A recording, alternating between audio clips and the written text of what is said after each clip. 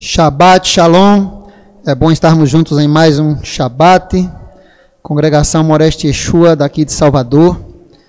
Estamos estudando hoje, concluindo mais uma parashá, mais uma porção semanal da Torá, a sétima parashá Vayetzer e Partiu, que está no livro de Bereshit, conhecido como Gênesis, no capítulo 28, a partir do versículo 10 até o capítulo 32, versículo 2.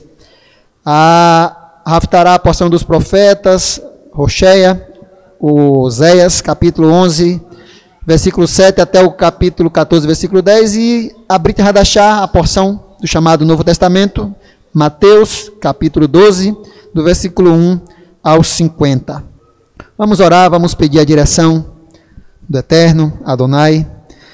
Senhor, em nome de Yeshua HaMashiach, nessa hora, Pai, nós estamos aqui prontos para ouvir a Tua instrução. Eu peço que o Senhor me use como profeta, que a minha boca seja a Tua boca nesse lugar, que eu possa ser usado por Ti para falar não conforme o meu querer, mas conforme o Teu querer, e que possamos sair daqui melhor do que chegamos, que possamos subir mais um degrau em conhecimento perante Ti, para que possamos melhor viver para Ti e para o nosso próximo. Que possamos, Pai, ser luz onde andarmos. Que possamos exalar o bom perfume do Messias Yeshua por onde andarmos, com o nosso comportamento, com o nosso modo de ser. E que quando errarmos, que tenhamos a humildade de reconhecer que erramos, para que assim possamos ser luz no mundo. Eu peço a Tua direção e as Tuas bênçãos sobre nós, em nome de Yeshua HaMashiach. Amém. Amém. Vamos continuar hoje. Essa foto que eu coloquei aí, desse pastor, na verdade é um símbolo simbolizando Jacó, cuidando das ovelhas de Labão, o seu sogro. E essa parashá Vayetzer, ela aborda, fazendo um rápido resumo, ela aborda a ida de Jacó a Harã. Vocês lembram que o pai de Abraão saiu lá de Ur dos Caldeus e parou em Harã.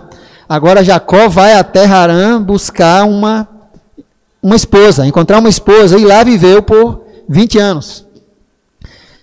Em seguida, quando Jacó está a caminho de Harã, ele tem aquele sonho, a parashá aborda o sonho, e a visão daquela escada e a origem do nome Betel, tão famoso, Ali ocorre o nome da mudança daquela cidade.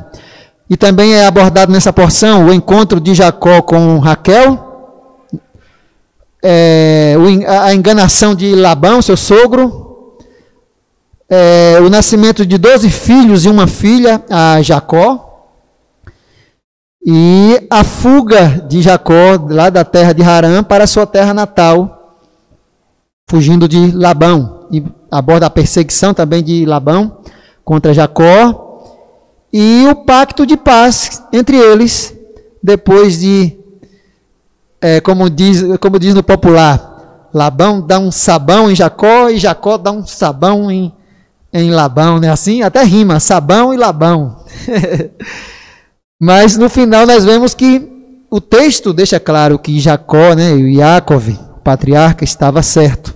O enganador aqui era Labão.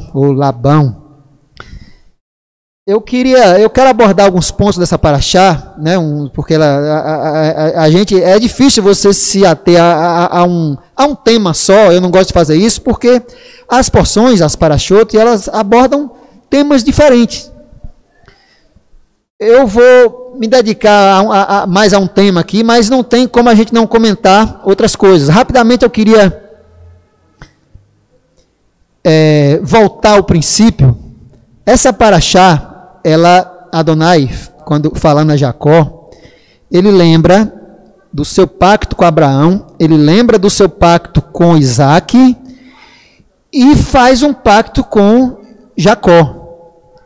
Isso é fantástico. O que é que nós vemos nisso? Nós vemos o andamento de um projeto. Adonai tem um projeto. O ser humano é um projeto. esse projeto lá no princípio, lá no Éden, teve um probleminha, né? Ocorreu um problema, o nosso primeiro pai, né? Vamos dizer assim, o nosso primeiro pai, Adão, pecou. Eva, Havá, induziu Adão, e aí os dois ali pecaram. E o Eterno falava com eles na viração do dia, né? Como Bereshit, Gênesis 3:8. E ouviram a voz do Senhor Deus, que passeava no jardim pela viração do dia. Ou seja, Adonai falava com Adão ali praticamente todos os dias, com a Eva, com Adão, todos os dias. E essa ligação, essa intimidade, ela foi quebrada ali. Mas nós sabemos que Adonai, o seu projeto, ele visa restaurar essa comunicação, restaurar o homem ao seu estado inicial e, ao mesmo tempo, restaurar a comunicação, né? O homem tinha uma comunicação direta com Adonai, e vemos nesse relato aqui de Gênesis, nos relatos a seguir, que nós vamos ver aqui com Adonai falando com Abraão, com Isaac, com Jacó, com os pais, com os patriarcas, com os profetas de Israel, nós vemos que há um projeto, não só para restaurar o estado inicial do ser humano, mas como restaurar essa comunicação. Quando eu vejo ali os 12 pães da proposição, eu vejo ali uma forma um símbolo da árvore da vida, que segundo Ezequiel e segundo Apocalipse, ela dava 12 frutos por ano. A cada mês, ela dava aquele fruto para que fosse o alimento pleno do homem, para manter o homem vivo. E, ao meu entendimento, os pães da proposição, ela simboliza isso. 12 pães, 6, uma fileira de 6 de cada lado, e assim João viu, assim Ezequiel viu a árvore da vida, de cada margem do rio, né, nas margens do rio, produzindo frutos a cada mês, ou seja, 12 frutos por mês. Interessante isso. Então, esse projeto está em andamento. Começou lá no Éden, está em andamento, e nós somos esse projeto. Nós somos humanos, estamos dentro desse projeto. É bom saber que nós temos um valor, né? Às vezes a gente se acha tão pequeno, tão insignificante, mas nós temos um valor.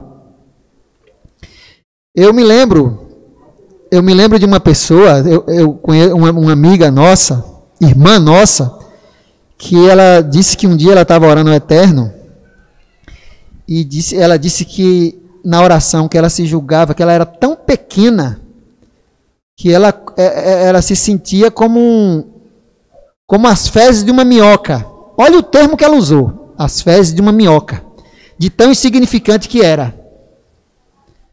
Aí ela disse que na hora ela ouviu aquela voz falando dentro dela, audível: as fezes da minhoca também têm valor, elas servem para adubar a terra.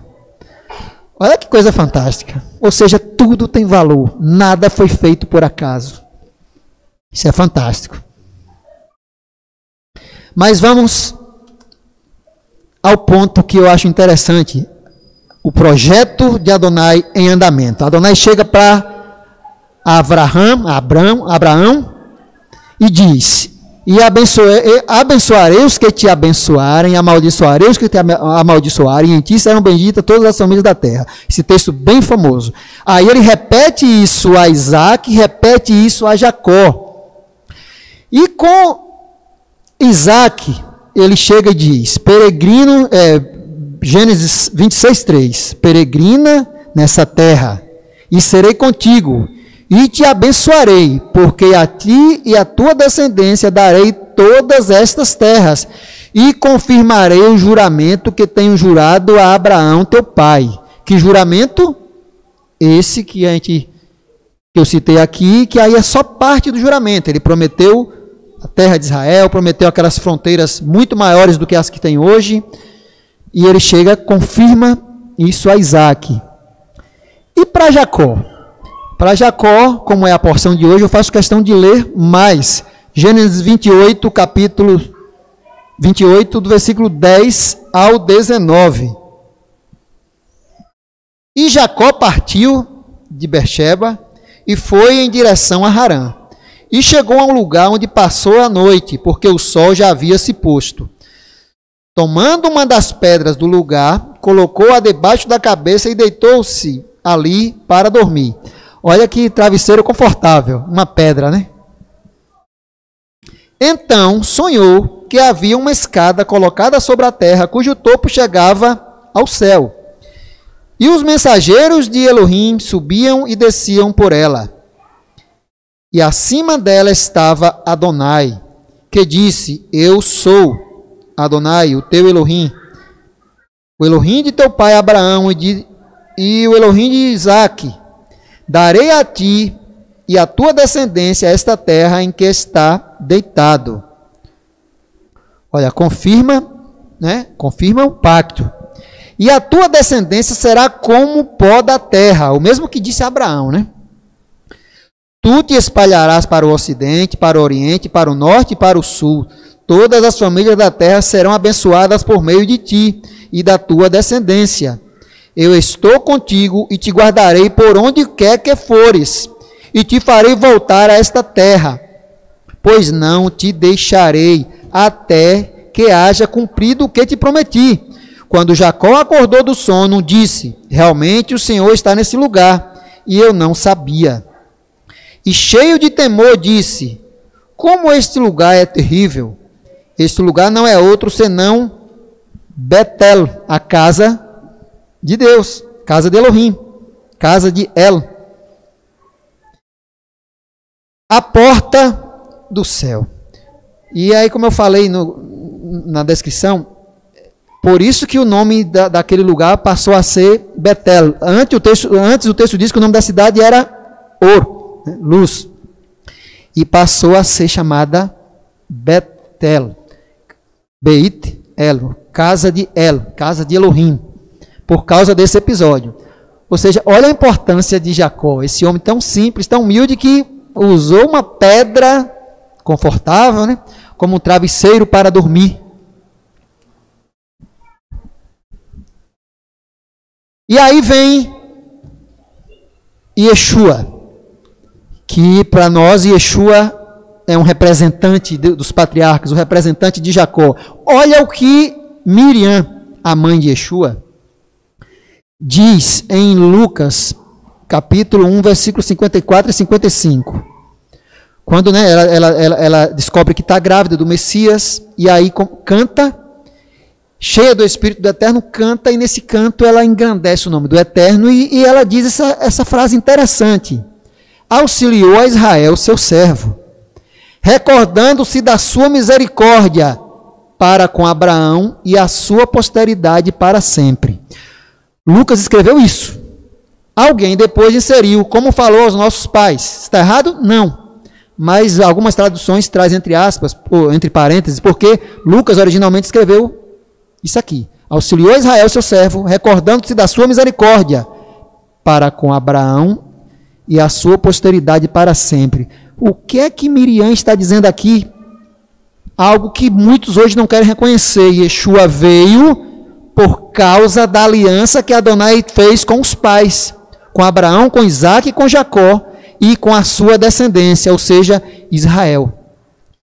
Miriam, com Yeshua no seu ventre, com aquele feto que seria o Messias no seu ventre, cheia do Espírito do Eterno, declara isso. Que Yeshua está vindo por causa do pacto com Abraão, com Isaque, com Jacó, por causa de Israel. Aí, infelizmente, hoje tem pessoas que dizem que essa aliança não existe mais, que ela foi quebrada e que a aliança de Adonai agora é com os gentios. Isso é terrível, mas infelizmente existe mentes que pensam assim. Os gentios são alcançados por causa dessa aliança, mas não que eles tomam o lugar dessa aliança. E uma coisa que me chamou a atenção e que eu queria compartilhar com vocês, isso falou muito forte ao meu coração, e ela serve para você, meu irmão, grandemente, eu sei pelas coisas que vocês têm, Débora, tem vivido. Eu só pensava em vocês quando eu preparava isso aqui. Vocês estavam na minha mente o tempo todo. A importância de ser honesto e justo, mesmo quando isso traz ou parece trazer prejuízos momentâneos. Tem hora que a gente toma atitudes para poder cumprir com a nossa palavra, para ser honesto, que a gente vê prejuízo claro em nossa frente. Mas é a melhor coisa a fazer. Mesmo com dano, mesmo com prejuízo, ser honesto e justo é o melhor caminho a seguir. Esse texto é fantástico, gente. Me falou muito ao meu coração. Gênesis, capítulo 30, versículo 26 ao 32. Jacó chega, vocês conhecem a história,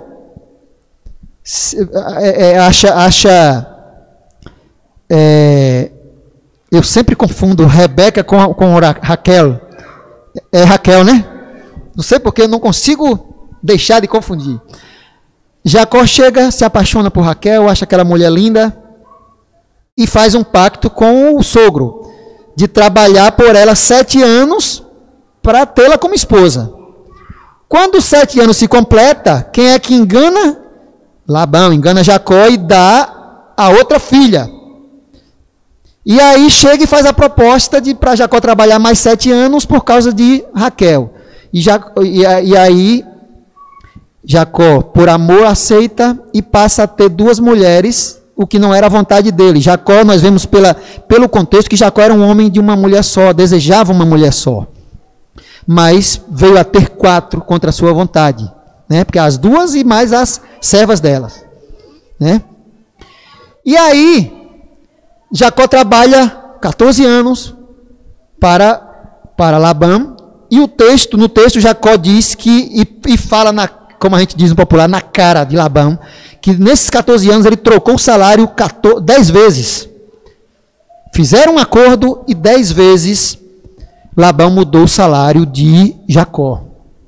Aí chega um momento, quando completa os 14 anos, Jacó não aguenta mais, chega e diz: dá minhas mulheres, 4 agora ele tinha, o desejo era só uma, mas já tinha 4 por causa da enganação do seu sogro. Dá minhas mulheres e os meus filhos, pelos quais se tenho servido, ir-me-ei, pois tu sabes o serviço que te tenho feito. Então disse Labão: se agora tem achado graça em teus olhos, fica comigo. Tenho experimentado que o Senhor me abençoou por amor de ti. Ele está reconhecendo que foi por causa de Jacó que ele agora estava sendo abençoado, estava enriquecendo. E disse mais: determina o teu salário e te darei. Olha só, determina o teu salário e te darei. Jacó chega, faz da contraproposta. Então lhe disse, Jacó no caso: tu sabes como te tenho servido e como passou o teu gado comigo, porque o pouco que tinhas antes de mim tem aumentado em grande número, e o Senhor te tem abençoado por meu trabalho. E Labão reconhece isso, né? Agora, pois, quando hei de trabalhar também por minha casa? Jacó agora tinha família, tinha filhos, precisava trabalhar para si próprio. E disse ele, no caso Labão: que te darei? Então disse Jacó: nada me darás. Lembra de Abraão, que quando o rei de Sodoma queria dar presentes a Abraão, Abraão não aceitou, eles só queriam aquilo que era fruto do seu trabalho, aquilo que era justo. Nada me darás, se me fizeres isto, o que ele vai propor agora, tornarei a apacentar e a guardar o teu rebanho. Eu creio que aqui Jacó já estava livre para ir embora, já tinha cumprido os seus 14 anos. Mas eu creio que Jacó ainda temia seu irmão Esaú e quis ficar mais um tempo, com medo de voltar, e Esaú ainda está furioso com ele, né? Passarei hoje por todo o teu rebanho, separando deles todos os salpicados e malhados, ou seja, todos aqueles com manchas, pintados, né? Malhados, listrados, e todos os morenos entre os cordeiros, e os malhados e salpicados, e as cabras, entre as cabras, e isto será o meu salário. Quando nós lemos a descrição, o restante do texto, nós vemos que Labão prontamente aceitou. Muito provavelmente o rebanho de Labão era mais ovelhas brancas, né? De uma cor só, não tinha essas características, eram poucas. Por isso ele aceitou, porque ele pensou logo, opa, é um bom negócio aqui. A maioria é de uma cor única, ovelhas brancas. E aí aceitou. Só que quando Jacó fez isso aqui, Jacó fez confiante que Adonai, o Eterno, não ia deixar Jacó desprovido. Nós vemos aqui uma atitude de confiança plena nele. Aí fizeram o pacto. Aí o que é que acontece? Jacó pega, aquela história que vocês conhecem, pega aquelas varas, descasca e põe no lugar onde as ovelhas iam beber. Para quem não conhece ovelha, nunca lidou com ovelha, não entende muito isso, mas eu vivi minha adolescência, minha infância cuidando de ovelhas, né? Que eu morava no interior, na cidade de Serrinha, aqui da Bahia, e cuidava das ovelhas do meu pai, junto com outros irmãos meus. E a hora que as ovelhas se reproduzem, principalmente a hora que elas vão beber água. Os carneirinhos são muito espertos, né? Da hora que está ali o rebanho junto, os carneiros não perdem tempo, e a hora que eles se reproduzem. Em outros momentos também, mas esse é o momento principal. Por isso, certamente, Jacó utilizava nesse local, porque era o lugar onde, em quantidade maior, ia haver a fecundação, né, daquelas fêmeas, e o rebanho ia aumentar. E confiando que o Eterno não ia deixar ele desprovido. E aí o que é que acontece? Durante esse processo aí, principalmente durante os próximos 6 anos, é que Labão aí mudava o salário de Jacó. Ele via que estava nascendo muita ovelha listrada, muito gado listrado, salpicado, ele ia lá e invertia. Olha, agora os brancos serão os teus. E o texto declara isso. Jacó se queixa disso, que ele mudava o salário de Jacó constantemente. É igual a pessoa que vê um monte de passarinho. Quando eu era pequeno era assim, né? Lá na terra do meu pai, eu vi um monte de passarinho no lugar, eu corria, armava arapuca ali. Os passarinhos não voltavam mais ali. Eu tirava dali e colocava lá para os passarinhos foram, para ver se pegava. Eles não iam mais lá, e assim eu ficava o tempo todo rodando e nunca pegava nada. E ele queria pegar Jacó. Eu tenho que sair ganhando nesse jogo, esse menino vai ter que perder para mim. E aí mudava o salário o tempo todo, mas Jacó o tempo todo ganhando. Por que Jacó estava ganhando? Porque Jacó era honesto. Se nós agimos com honestidade, independentemente do prejuízo, pode ter certeza, se nós confiarmos que o Eterno é justo, que o Senhor é justo, você vai perder hoje, mas vai ganhar amanhã. Você tem um carro, por exemplo, o seu carro está...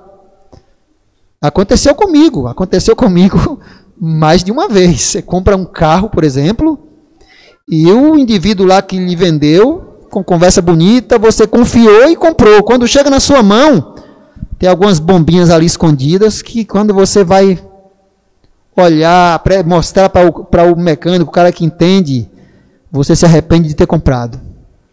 E aí o que você vai fazer? Você vai vender, vai fazer como muitos fazem, dar uma maquiada, estou usando aqui termos populares, dar uma maquiada ali. Já ouvi relatos de pessoas que chegam a pegar óleo extremamente viscoso, né, óleo 60, e colocam em um motor que está quase batido para o motor ficar silencioso, vender, se livrar do carro, e lá na frente, quando a pessoa troca o óleo e bota o óleo original do carro, o motor estoura.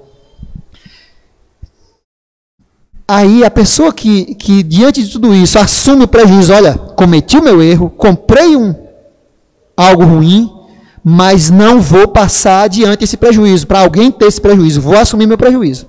E aí, gasta, conserta aquilo ali, mas decide não passar o prejuízo para frente. Decide ser honesto.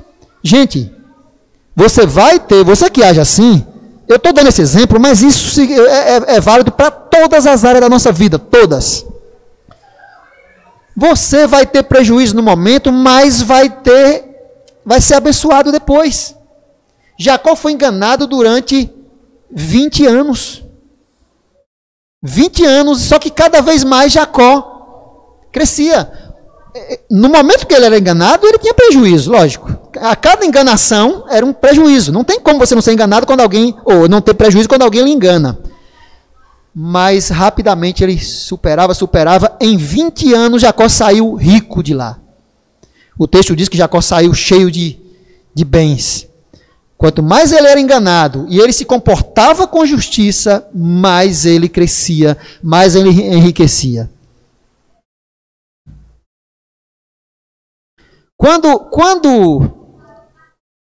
No dia que Jacó, depois de 20 anos, ele trabalhou 14, depois mais 6, aí chega um dia que ele decide ir embora. Aí ele chama as suas esposas e começa a falar, argumentar, contar fatos ocorridos no passado que foram determinantes para a sua fuga no presente. Ele começa a convencer suas esposas para irem com ele. E na hora que ele começa a falar isso, conversar com suas esposas, ele traz uma revelação interessante para nós, que é muito importante para a gente entender aquela questão das varas que ele chega lá e descasca na frente das ovelhas e do gado. Gênesis 31, 10. E sucedeu que ao tempo em que o rebanho concebia, eu levantei os meus olhos e vi em sonhos.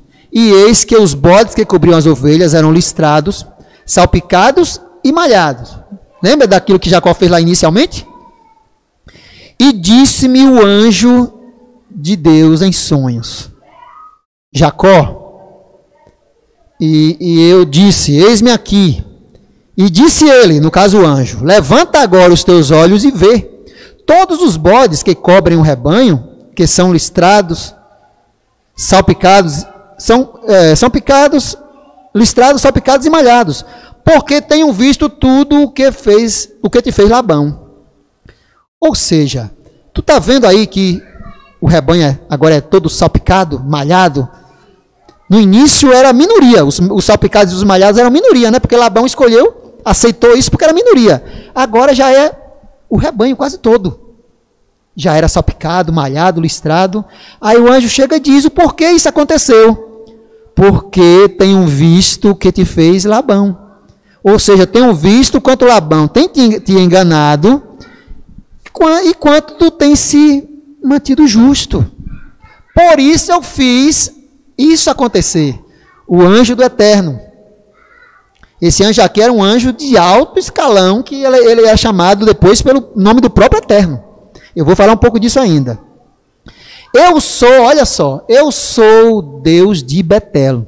O texto aqui disse o anjo de Elohim, né, o Malar Elohim. Só que aqui ele já diz: eu sou o Deus de Betel. Ou seja, esse anjo, ele era um anjo que representava o próprio Eterno, era um anjo de primeira grandeza, vamos assim dizer. Levanta-te agora e sai desta terra e torna a terra da tua parentela. Ou seja, o que é que nós vemos aqui? Que o que foi determinante para que Jacó tivesse êxito, Jacó mesmo sendo enganado durante 20 anos, e mesmo assim saiu dali financeiramente rico, foi a sua justiça. Vocês acham que se Jacó tivesse agido da mesma forma que Labão agiu, ele teria saído rico dali? Eu duvido que isso acontecesse. Nós vemos aqui que no final quem ficou bastante prejudicado foi Labão, porque Labão o tempo todo trapaceava Jacó. E Jacó se manteve fiel, cumpriu os seus 14 anos prometidos. Primeiro cumpriu 7, depois mais 7, depois mais 6. Não falhou com a sua palavra em momento nenhum. Foi justo, honesto, correto, mesmo só vendo prejuízo na frente. Mas diante do prejuízo que ele via na frente, o Eterno vinha e só trazia bênção, só multiplicava a sua vida, seus bens, tudo na vida dele era multiplicado. As coisas são assim. Às vezes parece que nós só vemos amargura, só vemos pessoas nos prejudicando, parece que tudo está indo mal. Você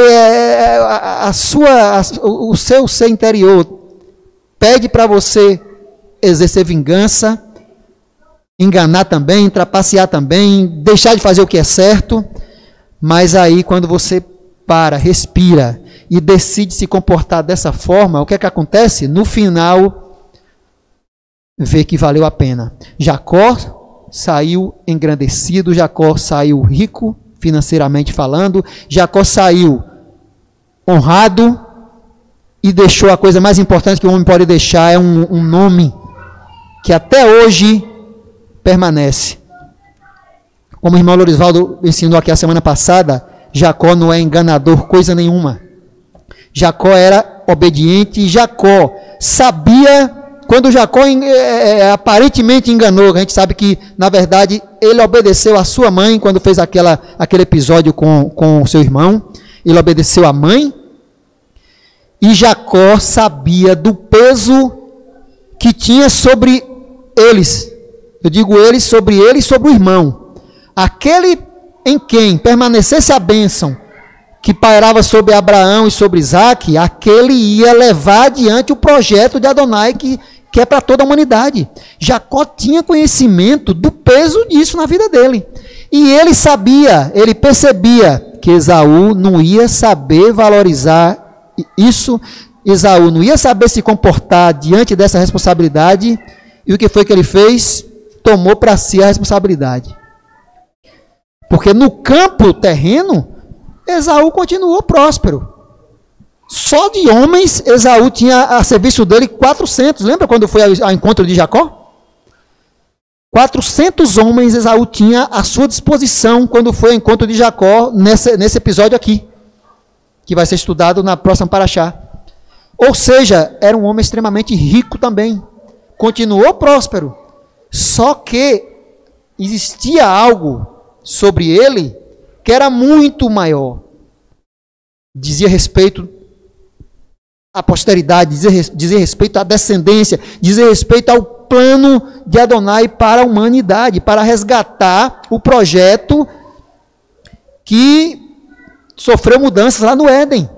Jacó tinha conhecimento disso e ele tomou para si essa responsabilidade. E nós vemos, diante de um episódio como esse, nós vemos que ele era justo, honesto, correto e que decidia agir assim mesmo, vendo o prejuízo na frente, vendo o sofrimento na frente, e é assim que nós devemos nos comportar. É fácil? Não. Tem hora que nós fraquejamos e não agimos assim? Tem. Mas nós temos que ter em mente a melhor maneira a agir para qualquer pessoa que decida a andar nos caminhos do Criador, a ser servo dele, como foi Jacó e como foi tantos outros. Não há outro meio. Só há esse. Mesmo tendo prejuízo, mesmo tendo sofrimento, mesmo tendo angústia, se para se livrar disso for necessário deixar de lado a justiça, deixar de lado o que é correto, é melhor andar por esse caminho estreito. Por isso que Yeshua diz que a porta da salvação é estreita. Qual era a porta larga aqui para Jacó? A porta larga era chegar, olha, nós cumprimos um acordo, você quebrou, estou indo embora, me dá minha mulher, basta me dar Raquel. E fique com o resto que eu vou me embora. Você quebrou o pacto e dava no pé. Era a porta larga. Quebrava a parte dele na aliança. Mas o que foi que Jacó fez? Manteve a parte dele viva até o final, mesmo com dano, mesmo com prejuízo, mas ele manteve fiel à sua palavra. E no final, carrega esse nome. Olha o que Adonai fala: eu sou o Deus de Abraão, de Isaac e de Jacó. Aí vem o Messias e diz que muitos virão do Oriente e do Ocidente e se assentarão à mesa com Abraão, com Isaac e com Jacó no reino de Deus. Gente, que coisa fantástica. Ou seja, Jacó é alguém que já está garantido o lugar dele no mundo vindouro. Já foi, não tem mais especulação. Está garantido. Porque se mantinha justo, mesmo diante do sofrimento, mesmo diante da angústia, mesmo diante da dor, era fiel ao Eterno. Então, irmãos, não adianta, você pode torar a instrução divina, a instrução do Messias, é linda, é bonita, é atraente. Às vezes as pessoas gostam muito de saber muito, falar bonito, saber tudo em hebraico, saber em grego, saber tudo. É o mestre dos mestres, o grande teólogo. Mas a verdadeira beleza está aqui. A verdadeira beleza está em ter ela escrita no nosso coração. Essa que é a verdadeira beleza. Eu prefiro não saber quase nada, eu prefiro, se tiver que escolher entre saber muito e viver e aplicar muito, eu prefiro aplicar muito, viver muito. Porque não adianta saber e não viver. Não adianta saber, conhecer e não aplicar. O conhecer e o saber ajuda na aplicação. Isso é fato, não há o que negar. Mas existe também o saber sem a vontade de aplicar, sem a vontade de viver. E daqui a pouco eu vou dar um exemplo, uma citação de um rabino que exemplifica muito bem isso. Vamos seguir em frente. Esse texto que nós acabamos de ler, no versículo 11, repetindo aqui o mesmo texto, o texto em hebraico que diz isso, né? E disse-me o anjo de Deus em sonhos, né? Vai Omer Elai Malach Elohim. E disse o mensageiro, o laser aqui já está, a bateria está fraca, e disse o mensageiro de Elohim, Bahalom, né? Bahalom, em sonhos, né? Em sonhos, em visões, né? Sonhos. A Yaakov. E Jacó disse, Renene, eis-me aqui. Veja que aqui, e disse-me o anjo de Elohim em sonhos. O texto está sendo claro. Não era o próprio Adonai, era o anjo dele. Só que aqui embaixo, o mesmo anjo fala para Jacó, eu sou o Deus de Betel. Anohi, Rael, Betel, que eu sou o Deus de Betel, aquele que Jacó lá no princípio havia feito uma aliança, né? Colocou uma pedra ali, derramou azeite e fez um voto ao Eterno em Betel. Aí o anjo, aqui diz que é o anjo do Eterno, aqui diz que já é o próprio Eterno. Eu sou o Deus de Betel. O que isso quer dizer para nós? Essa confusão toda que existe na teologia, Yeshua é o Pai, não é o Pai, aqui fica claro que necessariamente alguém que é chamado de Elohim não é o próprio Elohim. O anjo do Eterno aqui está sendo chamado de Elohim. E o texto inicia dizendo que é o anjo mensageiro de Elohim. E aqui está sendo chamado de Elohim. Porque é um representante supremo do Eterno, alguém que veio em nome dele para executar a missão dele, executar a obra dele. E além do mais, Elohim é um título de grandeza, né? De poder. Mas vamos adiantar para a gente concluir, já são 11h40 e 55. Aquilo que eu falei sobre Jacó, que estava falando sobre Jacó, e que para mim, para você, para nós, o que importa, mesmo vendo prejuízos na frente, mesmo vendo possibilidade de dano, de prejuízo, é melhor se manter fiel e justo. Olha o que esse rabino Ruben Sterstein, isso é um rabino moderno, gente, não é séculos atrás não, é um rabino, eu não sei se ele, eu acho que ele está vivo ainda, não sei exatamente, mas é jovem, é rabino moderno, atual. Olha o que ele diz, a vontade do homem, né, seria totalmente livre, ou guardaria alguma liberdade absoluta, no mínimo.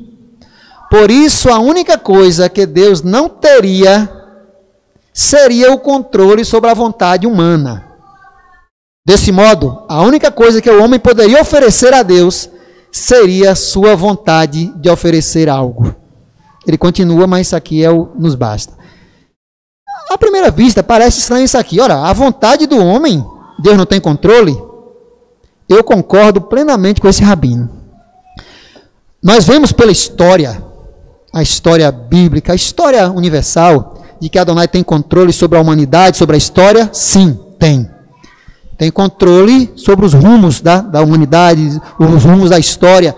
Mas no campo da individualidade, o ser humano, o indivíduo, você que me ouve, na sua individualidade, Adonai não tem esse controle. Ou melhor, ele não quer, eu creio, corrigindo de como eu creio, ele não quer, ele não se permite ter esse controle, porque ele fez o homem para servi-lo por vontade própria. Esse é o prazer dele, que o homem o sirva por vontade própria. E nós vemos pela história de todos os santos que a gente vê nas Escrituras, que isso aqui é verdade. Isso que esse rabino fala. Imagine, era da vontade de Adonai que Davi fizesse aquilo com Batseba e com Urias? Vocês acham que era? Longe de ser, claro que não era. O que prevaleceu ali? A vontade de Davi. De matar Urias, tomar Batseba, cometer aquele pecado horrível. Por quê? Porque para Adonai ele queria que a vontade de Davi, o que se chama de livre-arbítrio, prevalecesse. E assim é. Por que nós, quando olhamos para o nosso passado, a gente vê tanta coisa que às vezes a gente tem vergonha de dizer? Eu não sei se todo mundo aqui é assim, mas eu acho que todo ser humano tem algo que lá no passado já fez e que tem vergonha até de dizer. Isso foi agradável ao Eterno? Isso foi agradável a Elohim? A Deus? Claro que não. O que prevaleceu aí? A vontade do indivíduo, a vontade do ser humano, a nossa vontade. Então, gente, quando esse rabino diz que desse modo a única coisa que ele espera de nós é a nossa vontade, eu considero isso uma verdade absoluta, praticamente absoluta. Ele quer, a nossa vontade ou seja, que sirvamos de livre e espontânea vontade, voluntariamente. Até o sacrifício da Torá diz que aquele que fizesse voto ou levasse um sacrifício, que levasse por livre e espontânea vontade. Você, porventura, alguém que me ouve, e que chega aquele indivíduo lá e manda você levar o seu tudo, levar a sua casa, levar seu carro, traga a chave do seu carro e doe, você está sendo enganado o tempo inteiro. Porque isso já não é, isso é constrangimento, você está dando por constrangimento e não por vontade própria. Se fosse vontade própria, você acordava em casa de manhã, sem ninguém pedir, você chegava lá e doava. Mas alguém está ali, instando você a dar, tirando tudo que você tem. Isso não é voluntariedade, isso é constrangimento. Você está pegando água com cesto. Você pensa que está fazendo algo para o reino, na verdade você está fazendo para homens e muitas vezes para o seu próprio ego. Porque tem muitas pessoas que doam essas coisas todas, atendem à vontade daqueles que só querem comer a carne das suas ovelhas. Muitas pessoas atendem esse chamado por causa da ambição, porque acha que dando vai receber de volta 100 vezes mais, como se acredita. No fundo, o que está prevalecendo aí é a ambição do seu coração. Porque Adonai espera algo voluntário, sem que precise ninguém lhe constranger a isso. É por isso que a gente faz sempre questão aqui de dizer, quando a gente pede para as pessoas ajudar a sobrevivência dessa obra, a gente diz, mas se você não está disposto a isso, não está preparado para isso, continue no seu lugar, porque você não pode ser constrangido a nada. Adonai espera de nós a nossa vontade, ou seja, é espontâneo. Se eu não quero servir a Ele, ninguém pode me obrigar. Por que eu fico imaginando, por que a Brit Milá, isso passou pela minha cabeça agora, por que a Brit Milá, a aliança da circuncisão, era feita com um menino com 8 dias de nascido, quando não tem consciência de nada? A vontade do pai de que o seu filho ande nos caminhos do Eterno é que estava prevalecendo. Aí depois aquela criança tem que ter o coração dela circuncidado também, para que a vontade dela, da criança, agora seja também do Eterno. Por isso que Jacó chega e diz, ó, se tu cumprires esse meu voto, tu serás o meu Deus, tu serás o meu Elohim. Ele era o Elohim de Abraão, de Isaac, mas para Jacó ainda não era. Ele faz um voto e espera o cumprimento, para ter certeza se Adonai seria com ele como foi com os pais dele. E aí, quando ele vê que Adonai seria com ele como foi com os pais, aí ele abraça a aliança por inteiro e confia. Que assim sejamos nós também. Não importa, eu sei que nos aflige, deixa a gente triste, essas mudanças de rumo, coisas que acontecem que deixam a gente abatido. Tem hora que parece que a gente olha assim e tem hora que pensa, né? Ora, o ímpio, o pecador, o tirano vive melhor. O cara tem alegria, tem paz, parece que a vida dele é melhor do que a minha.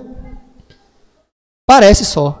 Mas vai chegar um dia, como o profeta Malaquias fala, que veremos a diferença entre o justo e o injusto, entre aquele que serve e o que não serve. Então é melhor pagar o preço, deixar ele decidir o caminho por onde devemos andar, deixar ele decidir o que é melhor. Eu creio que nós podemos sim resistir quando ele não fala diretamente, né? Você resistir a uma mudança. Quando não há pecado, você pode sim resistir, porque ele não falou. Eu estou falando aqui para vocês dois que estão me ouvindo. Eu concordo com isso plenamente. Não tem nada de errado resistir, porque ele não chegou e disse, você vai fazer isso agora. Mas se você faz de tudo e a coisa não muda, aí a gente tem que crer que ele quer que seja assim, e lá no final ele vai mostrar que valeu a pena, como valeu a pena para Jacó, valeu a pena para Abraão, valeu para Isaac, valeu para Jacó. E Yeshua veio e pagou um preço tão caro quanto ou muito mais, valeu a pena para ele e valeu a pena para nós. É por causa deles que hoje nós estamos aqui, temos esperança de ressurreição, temos esperança de um dia herdar o mundo vindouro, a vida eterna, por causa desses homens que decidiram, mesmo correndo o risco de sofrer dano, sofrer prejuízos grandes, decidiram andar em justiça. E é assim que nós devemos pelo menos querer. É difícil, mas pelo menos querer que a nossa vontade esteja colocada diante dele, que é isso que ele espera de nós, a nossa vontade. Aqui eu encerro com uma oração. Adonai, nessa hora eu te peço, ajuda-nos a sermos semelhantes aos nossos pais, semelhante a Abraão, semelhante a Isaac, semelhante a Jacó, que assim como ele, Pai, que conseguiu, no meio de tanto engano, no meio de tanta falcatrua, no meio de tanta mentira, se manter justo, honesto e correto, que assim nós também consigamos isso. Quando aquele colega, aquele amigo, aquela pessoa que às vezes nos atrai para fazer o que é errado, e nós muitas vezes temos até vergonha de dizer que não. Muitas vezes, Pai, temos vergonha de parecer o estranho, o que anda na contramão das coisas. Ajuda-nos a sermos o estranho, a aceitar ser o estranho, a andar na contramão, a passar pela porta estreita, mas ser semelhante ao nosso patriarca Jacó e, acima de tudo, semelhante ao nosso Redentor, ao nosso Messias Yeshua, que chegou ao ponto de dar a própria vida por amor de quem ele nem sequer conhecia, de muitos que ele nem ainda conhecia. Ajuda-nos a ser justo. Abençoa, Pai. Abençoa grandemente a caminhada de todos os nossos irmãos aqui, a minha, especialmente de Neodijan, de Débora, de Noah, que seja, Pai, uma fase nova, que o Senhor, que eles possam ver lá na frente que valeu a pena e que o Senhor estava com eles, está com ele, estará com eles sempre, e que assim seja sobre todos nós, que o Senhor seja conosco, como foi com Abraão, com Isaac, com Jacó, e que possamos, Pai, produzir bons frutos para o teu reino. Nós te pedimos, ajuda-nos e ajuda-nos. Razak, Razak, Benite, Razek. Força, força, sejamos fortalecidos. Fiquem de pé e receba a bênção do Eterno. Mas antes vou avisar para os irmãos que hoje às 17 horas, como de costume, nós não teremos o estudo do Apocalipse. Se ele permitir, no próximo Shabat teremos. Na próxima quarta-feira teremos às 20h30 o nosso encontro semanal online sobre algum tema bíblico. E no próximo Shabat, novamente aqui às 10 horas, se ele permitir. Mas hoje às 17 horas nós não poderemos ter o estudo do Apocalipse. Que o Eterno conceda a vocês um restante de Shabat abençoado. Em nome de Yeshua. Amém.